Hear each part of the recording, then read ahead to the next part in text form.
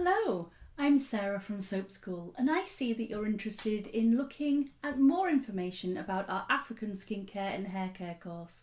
Well, welcome.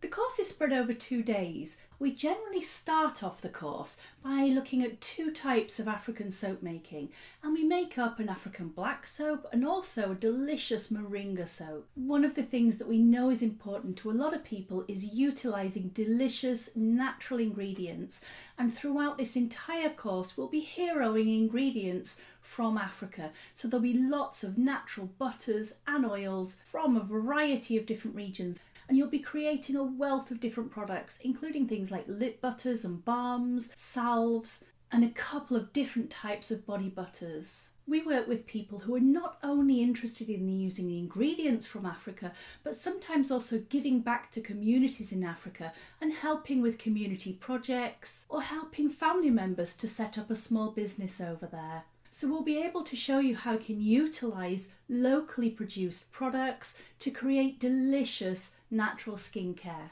There's a complete range of natural skin lightening and brightening products, and these include alpha hydroxy acid creams, face masks, and gorgeous exfoliating scrubs. Now the scrubs are going to be emulsified, which means that they're going to turn into a delicious creamy lotion on the skin. We'll also be discussing how you can utilise some of the products that are used in local regional areas of Africa, but they're often considered a waste product, and you can utilise those to really give yourself a unique selling point in the products.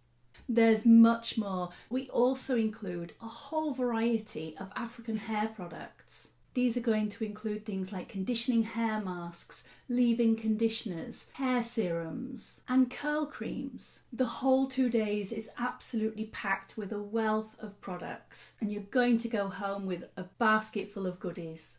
I hope that we do get to see you on this course in the future, but if you've got any questions in the meantime, call us, email us, and we look forward to seeing you soon.